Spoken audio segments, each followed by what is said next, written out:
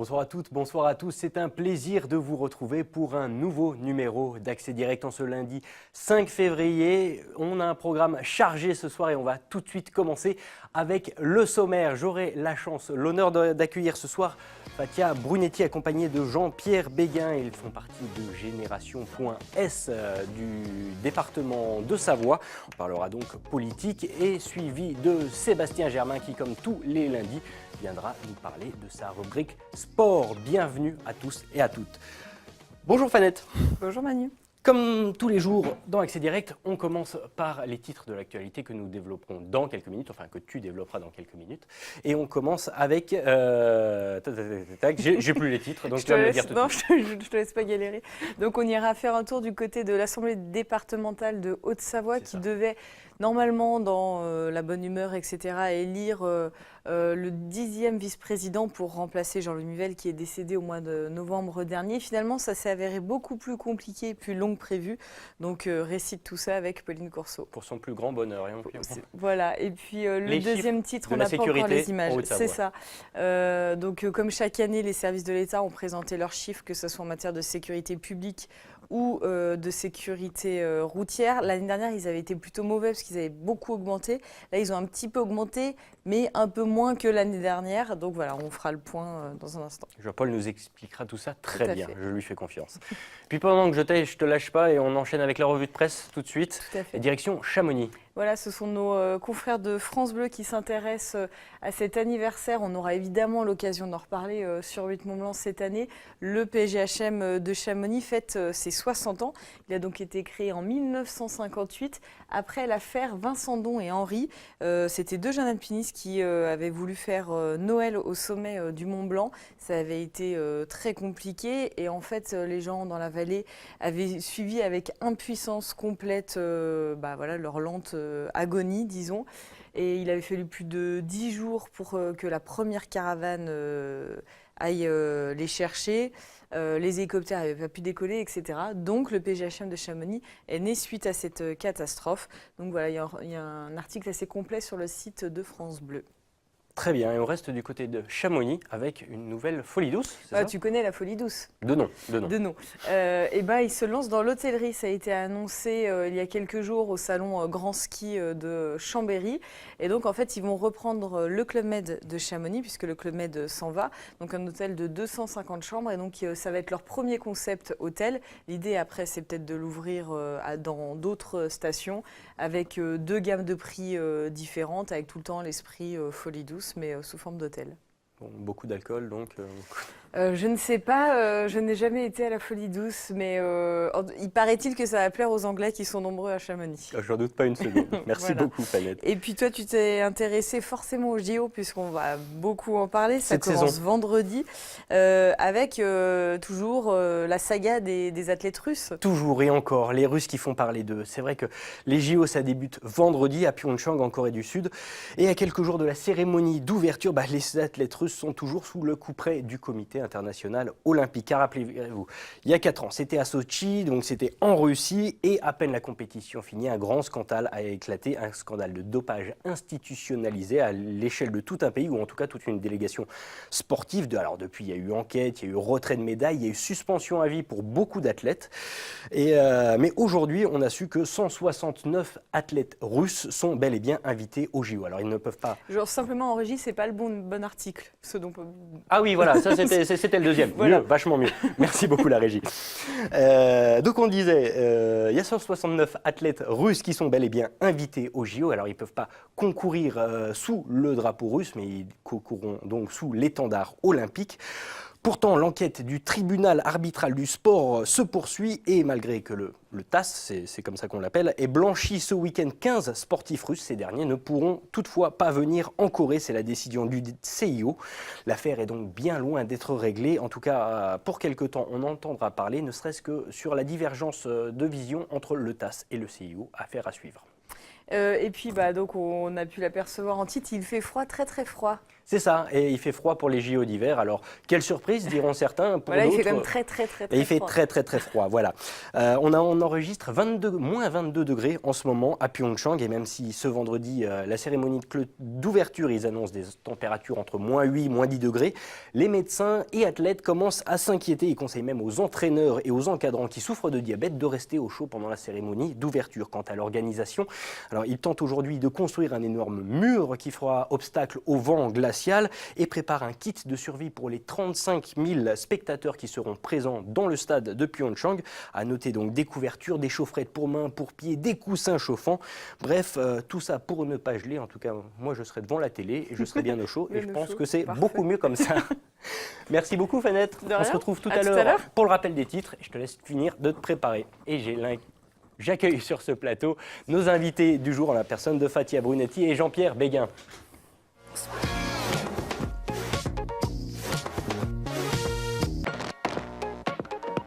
Bienvenue à tous deux, merci d'être sur ce plateau. Donc vous êtes représentant de Génération.S du département de la Savoie.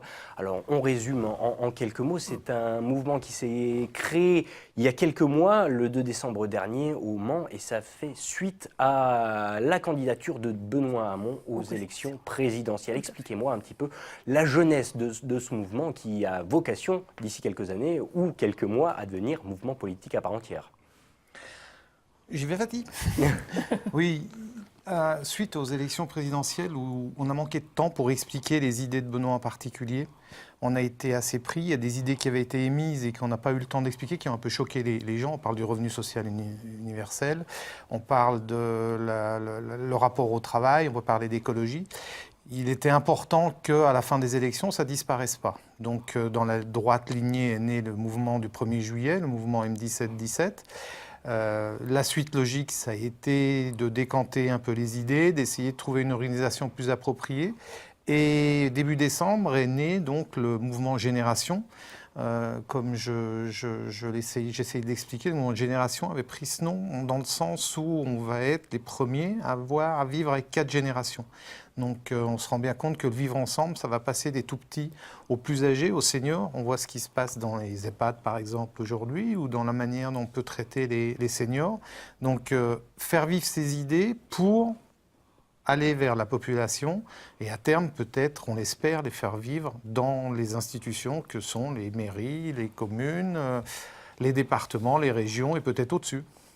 Alors, c'est vrai qu'on se rappelle, hein, c'est vrai que le score des socialistes aux dernières présidentielles, il était un petit peu dur, hein, 6,3%, c'était du jamais vu depuis 1969 selon mes chiffres. Ça veut dire quoi pour vous, que le Parti socialiste, il est mort, enterré, il faut partir sur des nouvelles bases ? Ça veut dire que le Parti socialiste a été en difficulté pour ces élections. On peut l'expliquer de maintes manières. Il y a des gens qui n'ont pas joué le jeu. C'est-à-dire que le fait que Benoît gagne les primaires, il y a des gens qui ne s'y sont pas résolus, qui se sont tournés vers Macron assez vite en disant « nous, on ne se reconnaît pas ». Grosso modo, il y avait des gens qui étaient sociaux-démocrates et qui ne voulaient pas aller vers une politique qui est un peu plus à gauche. Donc quand vous avez une partie de vos propres dirigeants qui... Allez, on va dire comme Manuel Valls, la main sur le cœur, à la fin de la primaire, disait « je soutiendrai le candidat qui gagne » et 2 jours après se disent « je ne vais surtout pas le soutenir ». Effectivement, ça fait des dégâts et des gens ne s'y retrouvent pas, quoi. C'est-à-dire qu'on a payé le flou, on a payé le fait que ça parte un peu dans tous les sens, qu'aux législatives, des gens se présentent après pour En Marche et puis pas pour le PS, et puis majorité présidentielle quand ils n'étaient pas En Marche. Bref, dans un nuage, je crois que les électeurs, ils n'aiment pas quand ça part dans le flou, quoi. On va appeler un chat, il faut être clair. On est avec, on est contre, mais on n'est pas à un moment avec un maillot d'un côté et avec un maillot d'une autre couleur de l'autre côté. C'est pas possible. Fatia Brunetti, je me tourne vers vous. Oui. C'est vrai que pour reprendre une expression qui était un peu tendance justement pendant l'élection présidentielle, vous donc définissez pas comme Macron compatible. Ah, pas du tout, pas du tout. Moi, j'ai le cœur à gauche et je le garde. Comme on parlait tout à l'heure, Macron, il n'est ni de gauche ni de gauche. Donc voilà, on est vraiment dans une situation qui est du jamais vu. Puisque ce qui s'est passé au présidentiel, ça a vraiment été une explosion des grands partis. Nous, on avait toujours eu le cœur un peu penché vers Benoît Hamon, puisque c'était vraiment le cap à gauche qui le désirait. Il a démissionné du PS parce que justement, ils se sentaient un peu floués, ils ne se reconnaissaient pas du tout dans les engagements qui avaient été pris. Moi qui avais fait la campagne de François Hollande, j'avais été hyper déçue de la façon dont ça s'était déroulé et le programme qu'on avait défini, les promesses qu'on avait faites et qui n'ont pas été tenues. Et le cap à gauche qui n'a pas été fait, donc voilà. Donc c'est pour ça que c'est vrai qu'on s'est tourné vers Génération, parce que ça nous paraissait le mouvement qui vraiment avait des valeurs d'humaniste et solidaire. Voilà. Alors aujourd'hui, on prend des nouvelles bases, on recommence avec un écran tout neuf, un nom tout neuf. Pourtant, les idées restent les mêmes, c'est bien ça? Les idées... le socialisme n'est pas mort d'une certaine façon. On reprend les mêmes bases, oui et non. Puisque la charte qui a été définie le 2 décembre, c'est une charte vraiment pleine de valeurs. Et le fait que tous ces jeunes qui nous rejoignent et qu'on rejoint le mouvement depuis déjà des mois, nous met du baume au cœur, puisque on ne voyait plus de jeunes au Parti socialiste. Beaucoup de jeunes avaient déserté, et le renouveau fait par le mouvement de Benoît Hamon, c'est quelque chose qui est également du jamais vu, puisqu'il y a vraiment un engouement sans précédent. Alors, Génération.s compte, vous me disiez, à peu près 500 comités aujourd'hui en France. Est-ce que c'est un parti politique aujourd'hui à part entière, ou ça c'est amené à l'être dans les prochains mois / années Jean-Pierre Béguin? Je crois que c'est amené à l'être dans le sens où, si on ne veut pas rester des doux rêveurs uniquement embrassant des idées et en expliquant qu'on aimerait bien que ça se passe comme ça, il va bien falloir qu'on se retourne vers les urnes et vers les électeurs en leur disant: est-ce que nos idées vous plaisent, ou est-ce que nos idées sont convaincantes, ou est-ce que vous pensez qu'on peut changer les choses? Je pense que de toute façon, dans la Ve République, si vous voulez mettre en œuvre des idées, il faut être élu, que ce soit au point de vue local, au point de vue régional, au point de vue national. Donc effectivement, je pense qu'à assez court terme, on va devenir un parti, et qu'on va défendre ce qui a été écrit dans la charte, c'est-à-dire des prises de position sur les problèmes qu'on peut rencontrer aujourd'hui. Ça veut dire le travail, les migrants, l'écologie, l'alimentaire. Enfin, on voit ce qui se passe. On peut balayer. Je veux dire, l'actualité aujourd'hui nous donne... raison. Disons que les idées qui avaient été émises, comme par hasard, on voit que dans l'actualité, ça ressort. Je prends un exemple. Le revenu universel, il est aujourd'hui mis à l'essai dans 8 départements. Il y a encore 6 mois, on parlait de folie douce, on disait que c'était absolument infaisable. Quand on parlait de réduction de temps de travail et de burn-out, c'était pas possible. Aujourd'hui, les entreprises peuvent pas. Aujourd'hui, c'est en Allemagne que des syndicats font grève pour travailler 28 heures par semaine, sans perte de salaire. Alors on nous montre toujours l'Allemagne en exemple. J'aimerais bien qu'on nous montre l'Allemagne aujourd'hui en exemple sur ces thématiques-là aussi. À un moment, on se rend compte que c'est possible. Essayons de les mettre en œuvre, essayons de les appliquer. Donc l'objectif pour vous, il est clair, c'est les prochains scrutins, donc les européennes. Absolument. Pareil pour au niveau national, les élections régionales qui ne devraient pas trop tarder. Il faudra se positionner, ça veut dire qu'il faudra qu'il y ait des candidats qui portent ces valeurs-là. D'abord, il y a un projet, et on va faire les choses à l'endroit, c'est-à-dire au lieu de mettre des noms et de proposer qui va y aller, on va commencer par se mettre d'accord sur un projet, et après, qui va porter ce projet et qui va aller en avant. Donc voilà, au Conseil national, aujourd'hui, du mouvement Génération, il y a 30 personnes qui sont à l'origine, et il y en a 30 autres qui ont été tirées au sort sur 3300 personnes qui sont proposées pour faire partie du mouvement national. Dans un an, on changera, voilà, en respectant la parité, bien évidemment, les origines géographiques des gens, l'âge, pour que ce qui est ce mélange et cette mixité, comme disait Fatih, qui n'existait pas forcément, qui n'existait plus dans d'autres partis, dans des partis dits plus traditionnels. Vous allez donc présenter des listes. Aujourd'hui, les personnes que vous essayez de rassembler sous ces nouvelles couleurs de Génération.s, c'est majoritairement des gens qui ont les valeurs anciennes, valeurs socialistes, si on peut dire, ou alors pour les déçus vraiment de Benoît Hamon après cette présidentielle? Je pense qu'il y a un peu de tout. Et justement, pour en revenir au mouvement Génération, ça nous a permis de toucher des partis politiques qui nous avaient un peu oubliés changé, puisque il y a toujours eu un peu des anicroches entre certains partis de gauche et le PS. Et lorsqu'on a fait notre fameux repas le 27 janvier, on a vraiment eu... j'ai contacté tous les partis politiques. On le rappelle, hein, c'était un repas de solidarité Voilà. pour les jeunes migrants. Pour les jeunes migrants. Et eh bien, ça a été un peu un sésame, génération Benoît Hamon, ça a été un sésame d'ouverture. Et donc, on a réussi à réunir beaucoup de personnes de différentes sensibilités de gauche. Et ça, pour nous, c'est vraiment un bienfait, puisqu'on va réussir à pouvoir réunir une gauche qui était vraiment désunie depuis très longtemps. Moi, je me suis présentée à plusieurs élections. Jean-Pierre Béguin est conseiller municipal, adjoint au maire. Moi, je suis sur Aix-les-Bains, je suis conseillère municipale. Et aux dernières législatives, j'avais comme suppléant un PC. Donc voilà, et il y aurait eu, si ça n'avait pas été Benoît Hamon, génération, on n'aurait jamais pu faire ce binôme. Derrière, petite question très rapidement, Oui.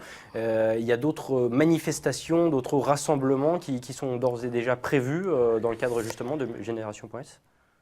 On va essayer de mettre en œuvre ce qu'on a mis en place avec ce repas pour les migrants. C'est-à-dire qu'au lieu d'arriver face aux gens en leur disant « nous on sait, on est les sachants de la politique, on va vous expliquer », sur les différentes thématiques qu'on a hiérarchisées prioritairement, les migrants, les circuits courts par exemple, l'écologie, on s'est tourné vers des associations. Qu'est-ce qui a fait qu'on a fait un repas pour des migrants? C'est qu'on s'est dit on va se tourner vers les gens qui tous les jours, se confrontent à ce genre de problème. Donc, eux, ils ont déjà mis en œuvre des solutions, ils ont déjà des propositions. Et à partir de ces propositions-là, oui, on va avancer, oui, on va faire des manifestations ou des conférences ou des ateliers où on va aller chercher des gens qui ont déjà des propositions pour pouvoir avancer. Parce que ce qu'on nous a reproché, c'est qu'on était des utopistes. On était des utopistes pour le revenu universel, on était des utopistes pour la baisse du temps de travail. Et bien maintenant, il faut se tourner vers des gens qui le mettent en œuvre et qui ne sont pas des utopistes. C'est des entreprises sous forme de scope ou autres qui fonctionnent, qui respectent l'environnement, qui produisent, non pas en étant dans une décroissance à tout va, comme on fait peur aux gens en leur disant « oh là là, si on fait de l'écologie, vous allez vous éclairer à la bougie dans quelques années ». Ce n'est pas ça le problème. Le problème, c'est de dire comment on peut continuer à vivre dans notre système en étant plus vertueux, avec la nature et avec les personnes. Voilà, en tout cas c'est dit. Merci à vous deux d'avoir été présents avec moi sur ce plateau aujourd'hui. Je vous laisse repartir et retrouver le chemin de la régie pendant que j'accueille notre monsieur sport, Sébastien Germain.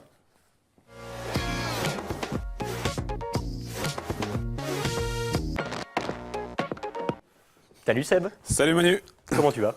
Bon, en pleine forme, comme un lundi. Comme un lundi. Et avec toi, on va commencer, comme chaque lundi, à parler sport et à parler snowboard. Oui, on va commencer, on va parler de snowboard, on va parler des Jeux Olympiques. On l'a dit, ça commence en fin de semaine. Et la dernière épreuve de snowboard cross de Coupe du Monde avait lieu ce week-end du côté de Feldberg en Allemagne. Et on peut dire que les Bleus ont brillé, puisque chez les hommes, Pierre Voltier, le champion olympique en titre, s'est offert une nouvelle victoire en Coupe du Monde. Voltier qui signe là un 5e podium consécutif en Coupe du Monde. Il s'envole en tête du classement général avec 1800 points d'avance sur son poursuivant. Les Françaises ont elles aussi assuré avec un tir groupé sur cette même piste de Feldberg. Charlotte Banks se classe 2e, Chloé Trespeuch, médaillée à Sochi, est 3e. Et Nelly Moen-Locose échoue au pied du podium après une chute à la 4e place. Ce sont donc de très très bons résultats pour les tricolores qui devront rééditer ces performances les 15 et 16 février prochains du côté de Pyeongchang. Je te propose Manu d'écouter quelques réactions. Je suis tout oui.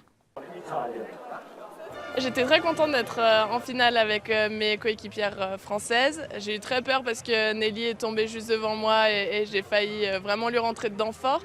Donc au final je suis contente d'être 3e, sachant que hier j'ai fait une mauvaise course et que j'étais pas très rapide. Je voulais vraiment améliorer aujourd'hui et c'est ce que j'ai fait, donc je suis ravie. Voilà, il y a les Jeux qui arrivent dans quelques jours, on est à 1 semaine et demie des Jeux. Tout peut se passer aux Jeux. Le parcours est totalement différent de ce qu'on a vu ici à Feldberg, bien plus long, bien plus d'aspiration, bien plus de stratégie à mettre en place. Il ne suffira pas de partir premier pour arriver premier, il y aura beaucoup de dépassements, beaucoup de changements de ligne, beaucoup de crash, beaucoup de contacts. Donc voilà, il va falloir faire sa place, rester solide jusqu'au bout et essayer d'aller chercher une médaille, mais c'est pas gagné. De très bon augure pour la délégation tricolore donc, mais pour l'instant c'est vrai que si on est beaucoup focus JO, il n'y a pas que les sports de glace dans la vie. Et notamment, nous, on va parler tennis avec le premier tour de la Coupe Davis à Albertville. Et oui, la Coupe Davis à Albertville qui a vibré tout ce week-end au rythme de la Coupe Davis, puisque la France partait largement favori de cette rencontre du premier tour de la Coupe Davis contre les Pays-Bas. Mais les choses ont été plus compliquées que prévu, puisque le sort s'est acharné sur les Bleus. On le rappelle, les deux titulaires, Lucas Pouille et Jo-Wilfried Tsonga, ont dû déclarer forfait pour cause de blessures. C'est donc Adrian Mannarino qui a remplacé Jo-Wilfried Tsonga. Après la victoire du double ce samedi, la paire Nicolas Mahut, Pierre-Hugues Herbert, c'est Adrian Mannarino donc qui a apporté au tenant du titre le point décisif ce dimanche dans une superbe ambiance. J'ai été près de 6000 personnes à la Halle Olympique. C'était vraiment un très beau match. 4h20 de match, 5-7. Et au final, une victoire pour Adrian Mannarino et une victoire pour les Bleus qui s'imposent donc finalement 3 victoires à 1 contre cette équipe des Pays-Bas. La France qui affrontera l'Italie en quart de finale. On écoute Yannick Noah et donc le héros du jour, Adrian Mannarino. C'était beaucoup d'émotions pour toute l'équipe. Et beaucoup de changements. On a dû s'adapter. Pas mal d'adversités, des changements d'équipe, de joueurs. Et à chaque fois, l'équipe s'est adaptée, les joueurs sont adaptés et ils ont été bons. Et ça se termine par l'histoire du retour de notre double, de Richard qui confirme que c'est un formidable joueur d'équipe et de Coupe Davis. Et la découverte d'Adrian qui gagne un match décisif pour l'équipe, qui nous permet de continuer l'aventure. Ouais, merci aux joueurs, on a une belle équipe. On a un beau groupe. Voilà, on a des joueurs importants qui ne sont pas là. Et malgré tout, on arrive à gagner, donc c'est bien. Alors quand tout le monde va être en forme, ça se trouve, on va jouer la finale avec les mêmes. Mais ça veut dire que c'est un très bon signe. C'est super. On a fait un débrief, là, on est tous très contents de ce qui s'est passé.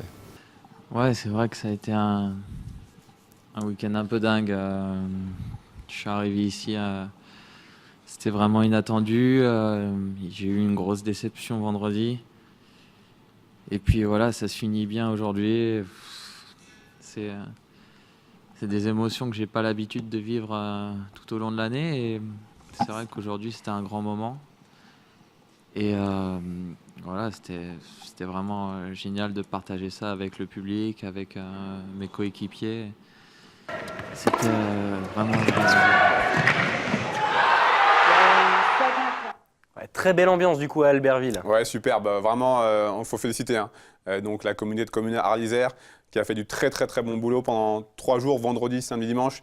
La Halle Olympique était pleine, il y avait une superbe ambiance. D'ailleurs, les joueurs, Yannick Noah, le capitaine, ont rappelé après en conférence de presse, ils ont vraiment apprécié cette première immersion ici à Albertville en terre savoyarde. En tout cas, on a vu du très beau tennis et puis les Français ont gagné. Donc on espère j'espère qu'on n'attendra pas encore 30 ans avant de revoir l'équipe de France dans les Alpes. C'est tout ce qu'on peut souhaiter. Puis Seb, tu vas nous parler de hockey sur glace. Oui, puisqu'il y avait du tennis, il y avait aussi du hockey samedi avec un gros match du côté de la patinoire d'Annecy, Jean Régis, qui était pleine pour le derby de Division 1 entre les Chevaliers du Lac d'Annecy et les Yétis du Mont-Blanc. Cette affiche était d'ailleurs l'affiche de la finale de Division 2 la saison dernière. Un derby qui a tenu toutes ses promesses avec un petit peu de tension comme il faut. On regarde le résumé.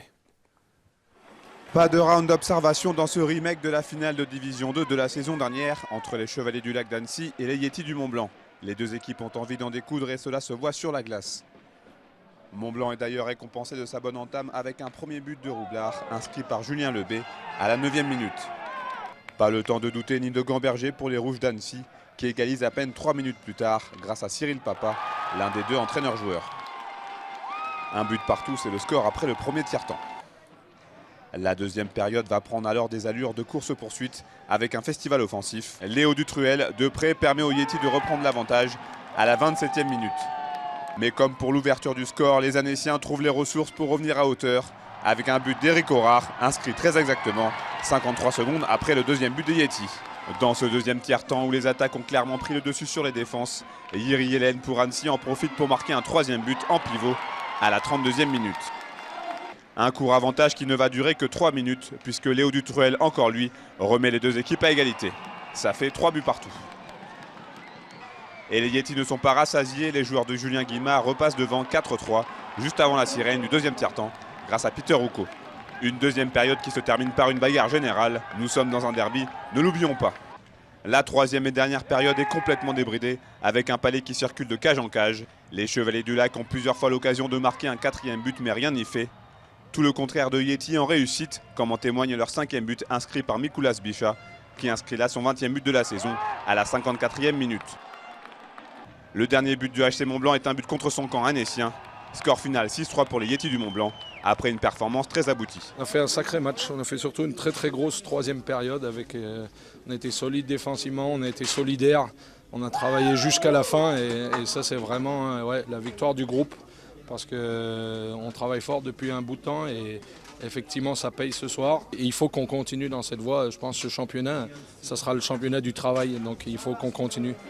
Et forcément côté Chevalier du Lac, le discours n'est pas tout à fait le même. Oui, exactement, ça fait mal à la tête. Bon, voilà, 6-3 pour eux, ils ont été meilleurs. Au début, on est bien, après, on fait des erreurs individuelles, des conneries, ils les exploitent bien, et nous, on n'exploite pas les leurs. Et de 3-3, même 3-2 pour nous, on passe à 6-3. Enfin voilà, rien à dire, ils ont fait le job, pas nous. À 5 journées de la fin de la saison régulière, les positions sont toujours aussi serrées en bas du classement. Et les deux équipes de Haute-Savoie de D1, elles, sont toujours en course pour le maintien. Allez, on refait un petit crochet olympique, si tu veux bien, puisque tu vas nous parler d'un skieur atypique. Oui, on est en liaison Skype avec Samir Azimani depuis Paris. Samir, bonsoir.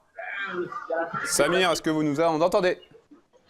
Oui, je vous entends. Bonsoir Samir, alors je rappelle, vous êtes skieur, vous avez participé aux Jeux Olympiques d'hiver de Vancouver en 2010 en ski alpin. Et donc vous allez participer aux JO de Pyeongchang en ski de fond sur le 15 km. C'est une première mondiale. Comment est-ce qu'on fait pour passer du ski alpin au ski de fond ? On souffre. On souffre. Demandez à Franck Picard. C'est le pro dans la discipline. Donc, non, pour être honnête, j'ai utilisé le ski de fond pour me préparer en ski alpin, car je voulais encore me qualifier en ski alpin. Je demande aux collègues, aux voisins, là, s'ils peuvent juste baisser la voix de 2 minutes, le temps de faire l'interview. Puis voilà, ils sont cool, les Parisiens, t'as vu. Donc, donc je suis passé du ski de fond au ski alpin. Non, du ski alpin au ski de fond parce que ça m'a permis de me préparer physiquement pour les Jeux Olympiques de Sochi. Et malheureusement, après les qualifs que j'ai faites en avril 2013, j'ai dû raccrocher les skis, opération hernie, et j'ai dû abandonner l'idée d'aller aux Jeux Olympiques de Sochi. Ça demandait trop de moyens et trop d'investissement physique. Et là, j'ai tourné en rond pendant quelques mois, et c'est là où je me suis dit pourquoi pas le ski de fond. Et puis il y avait un autre Canadien, un Marocain, qui était meilleur que moi, contre qui justement je me battais pour être qualifié aux Jeux. Et puis le fait que je n'ai pas pu me préparer correctement pour les Jeux a fait que je me suis dit j'ai envie de faire les Jeux Olympiques, je sais pas, peut-être en ski de fond. Et c'est là où l'aventure a commencé, sachant que je n'y serais pas allé si j'avais pas eu ce plaisir que j'ai eu lors de mes entraînements physiques pour le ski alpin. Vous voyez, j'ai pas été trop brouillon, c'est bon ? Samir, qu'est-ce qu'elle représente cette qualification pour le sportif et l'homme que vous êtes ? Une revanche et une réussite sur le challenge que je m'étais mis en 2013 quand j'ai commencé à me mettre au ski de fond en termes de compétition, puisque ça n'a pas été une affaire légère. Il a fallu vraiment me battre puisque je partais de rien. Les aléas du direct. Et c'est pire que d'être débutant, parce que tu as plein d'erreurs qu'il faut vraiment désapprendre. Donc c'est effacer pour recommencer. C'est vraiment une nouvelle vie, une nouvelle technique, un nouveau challenge, une nouvelle aventure. Et voilà. Et j'ai pas réussi à Sochi, et là j'ai réussi à Pyeongchang, et je reviens de Suède où j'ai reconfirmé le niveau que j'avais l'année dernière, parce que j'ai eu un doute. Je me suis dit peut-être j'ai fait des courses saucissons pour me qualifier, et en fait non, j'étais en Suède avec des Suédois qui étaient vraiment très bons, et j'en ai mis quelques-uns sur la paille, bien que qu'il y en ait plein devant moi. Je suis content, je suis fier de moi, parce que les entraînements avec Denis Boissière ont payé, quoi. Donc le travail paye, et je suis très heureux de pouvoir aller à Sochi, excusez-moi, lapsus révélateur, à Pyeongchang avec l'esprit un peu plus serein que je ne. Ah, petite dernière question ou pas? Samir, une dernière chose. Quand est-ce qu'est prévu le départ pour la Corée du Sud? Le départ est prévu demain. Donc, je suis arrivé hier de Suède, hier tard. Et le départ est prévu demain matin depuis Paris. Et j'arriverai à 8 h du matin le jeudi, où il y a une navette qui nous attend et qui nous emmène au TGV coréen. Et on enchaîne les entraînements. On enchaîne les entraînements l'après-midi pour découvrir la piste, pour la tester, parce que j'ai qu'une envie, c'est de la tester, quoi. C'est de marcher dessus. C'est comme les Américains quand ils ont marché sur la Lune. Moi, j'ai envie de marcher sur la piste de ski, quoi. Merci beaucoup. En tout cas, on vous souhaite bien évidemment bon courage, bonne chance. Je rappelle, votre course est prévue le 15 février. Le 15 ou le 16? Parce que moi, il me semble sur le site officiel, j'ai vu le 15. Parce que le 16, il y a le 15 km. Le 15, c'est les femmes, non? Bah... On vous laisse. Je pense que vous savez sûrement mieux que moi. Merci TV8 Mont-Blanc et merci désolé en tout cas. pour le retard. Hein. À très bientôt. Merci beaucoup, Samir. On prendra de vos nouvelles. Allez, bye bye. Au revoir, merci. Eh ben, en tout cas, un skieur haut en couleur. Et pour finir, on finit comme chaque semaine avec des petits résultats. Allez, rapidement, quelques résultats, une petite salle de résultats. On commence avec du football. La très belle victoire d'Annecy contre la réserve de l'Olympique Lyonnais. 3-1. Annecy est 3e, donc toujours en course pour la montée en nationale. En basket, là aussi une victoire pour Aix-Moyenne qui s'impose contre Fos-sur-Mer 73-62. Aix-Moyenne est 12e du classement. Un rugby match en retard bien négocié pour Rumi qui s'impose du côté de Montmélian. Rumi est 2e du classement avec 47 points. Et enfin, un mot de hockey sur glace, cette fois-ci en Ligue Magnus, donc l'élite. 41e journée, victoire très très importante pour Chamonix qui s'impose sur la glace de la Lanterne Rouge Strasbourg. Chamonix qui est 11e sur 12. On rappelle, après cette saison régulière, il y aura des playdowns. Chamonix a de grandes chances normalement de rester en Ligue Magnus. C'est tout ce qu'on peut leur souhaiter. Merci beaucoup, Seb, d'avoir été avec nous. Merci bien. Et puis, on va finir ensemble, hein, puisqu'on n'est pas à ça près. On va faire un petit tour du côté des saisies pour notre webcam journalière. Juste un petit créneau avant d'accueillir Fanette de Buisson pour le rappel des titres. Et on peut le voir ici aux saisies. Les conditions sont vraiment topissimes. 2,60 m à 2000 m en haut des pistes, 2,08 m au pied des pistes. La station Savoyard affiche 59 pistes ouvertes sur 61. Quant au domaine nordique, les 120 km de pistes sont ouvertes et accueillent tous les jours les fondeurs jusqu'à la fermeture du domaine prévue le 4 mars prochain. Fanette, en quelques minutes, tac, rapide, facile, efficace. Une élection de vice-président au département qui devait être très simple. Finalement, ça s'est compliqué. Il y avait 2 candidats au lieu d'un, donc on fera le point. Voilà, et des chiffres de la sécurité. Les chiffres de la sécurité en Haute-Savoie, sécurité publique, sécurité routière, ils sont en légère hausse. Et je crois qu'il faudrait passer les images de la foulée blanche, ça ferait énormément plaisir à Camille qui coordonne cette émission. Oui, mais on me signale en régie qu'on n'aura pas le temps. On a un petit peu croqué déjà. Bon, allez, d'accord, rapidement, juste pour toi, Camille, alors. On va se quitter justement avec quelques images. La 40e édition de la Foulée Blanche qui a réuni 2245 participants. Avec au final une victoire française, Robin Duvillard, qui ne va pas aller à Pyeongchang, mais qui s'est rattrapé avec une victoire du côté de la Foulée Blanche. En plus, il y a des belles images, ça serait Et ben voilà, on va se quitter sur ces belles images d'ailleurs, si vous le voulez bien. Merci à toutes et à tous de votre attention. Nous, on se retrouve demain pour un nouveau numéro d'Accès Direct. Et d'ici là, une très bonne soirée sur 8 Mont Blanc. À bientôt.